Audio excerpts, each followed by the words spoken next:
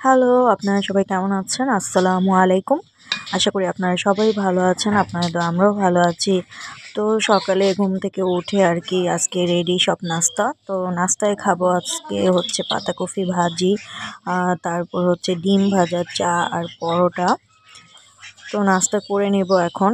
অনেক বেজে গেছে আর এখন মানে শীতের সময় কিন্তু দিন এত ছোট যে দেখতে দেখতে সময় চলে যায়। 10:30 বেজে গেছে। তো এখন আমরা একসাথে সবাই নাস্তা করতে বসবো।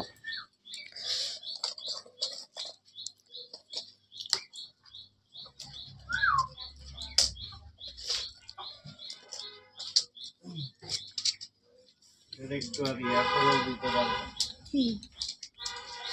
ওটা একটু পানি দিয়ে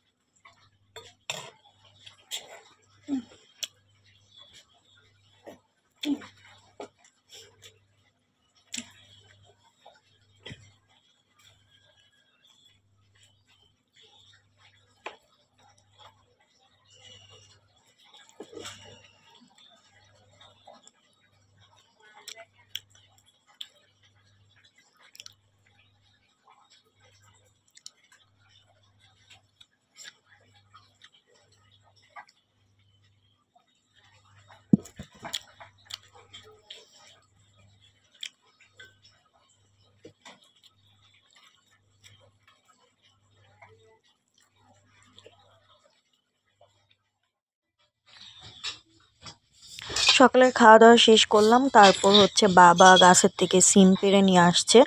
তো পাশের আঙ্কেলদের বাসা থেকে সিম পেড়ে তারপর হচ্ছে কিনে নিয়ে আসছে। তারপর হচ্ছে লাউ শাক। তো আমি এগুলো আম্মুকে কুটে দিচ্ছি আর আম্মু হচ্ছে রান্নার জন্য যা যা লাগবে সব ব্যবস্থা করে দিচ্ছে, আমি এগুলো কুটে দিব।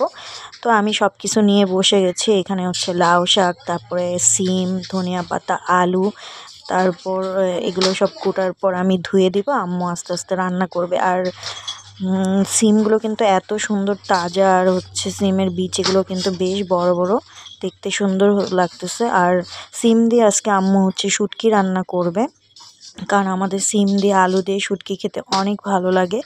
আর লাউ শাক আলু দিয়ে ভাজি করবে, আর আগের দিন মাছ রান্না আছে, ডাল চচ্চড়ি করবে। তো আজকে সামান্য আর কি এই কিছুই রান্না করবে। তো আমি সব কিছু কুটে দিব আম্মুকে।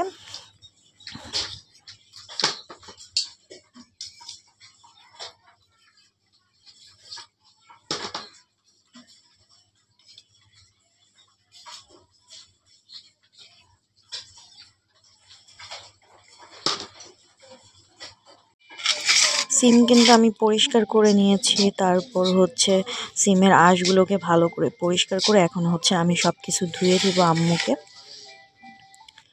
তো এদিকে হচ্ছে লাউ শাক আর আলু হচ্ছে ভালো করে ধুয়ে দিয়েছি। তো আম্মু এখন সিদ্ধ করতে বসিয়ে দিয়েছে। আর পাশে হচ্ছে আম্মু সিম আলু দিয়ে কিন্তু শুটকি রান্না করতেছে।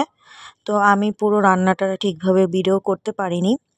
তো আম্মু সিম পাশে রান্না করতেছে, আর হচ্ছে এদিক দিয়ে আম্মু লাউ শাকটাকে সিদ্ধ করে রেখে দিয়েছে। এখন হচ্ছে এটাকে ভেজে নিবে পেঁয়াজ মরিচ রসুন দিয়ে, আর শুকনো মরিচ দিয়ে দিয়েছে। আমাদের কিন্তু শুকনো মরিচ দিয়ে শাক ভাজি খেতে খুবই ভালো লাগে। তো আম্মু সুন্দর করে শুকনো মরিচটাকে লাল লাল করে ভেজে তারপর হচ্ছে পেঁয়াজ রসুন দিয়ে দেবে।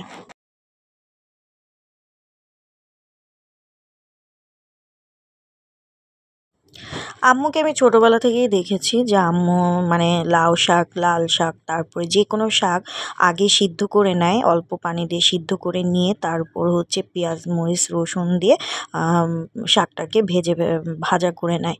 তো এইভাবে আর কি ভাজি করে। তো আমিও আম্মুর কাছ থেকে এটা শিখেছি। কিন্তু অনেকে আর কি কাঁচা শাকও ভাজি করে, একবারে বসিয়ে দেয়, কিন্তু আমরা তা করি না।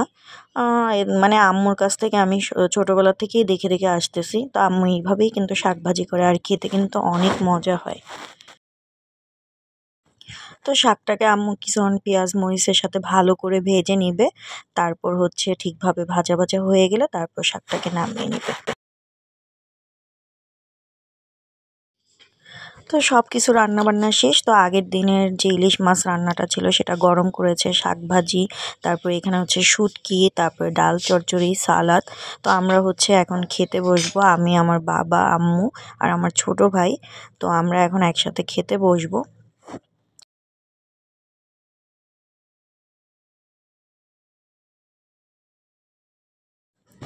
আমি শাক ভাজি নিয়ে নিয়েছি, তারপর হচ্ছে পাশে সালাদ নিয়ে নিলাম। এরপর হচ্ছে পাতাকপি ভাজি ছিল আগের দিনে, সেটা আমার কাছে মজা লেগেছে তাই আমি পাশে নিয়ে বসেছি। তো আজকে এগুলো দিয়ে খাবো আর খাওয়া শুরুও করে দিয়েছি। তো তো খেতে খেতে আপনাদের কাছ থেকে বিদায় নিয়ে নিচ্ছি। তো আমার ভিডিওটা আপনাদের কাছে আশা করি সবার ভালো লাগবে। তো আপনারা ভালো থাকবেন। আল্লাহ হাফেজ। আসসালামু আলাইকুম।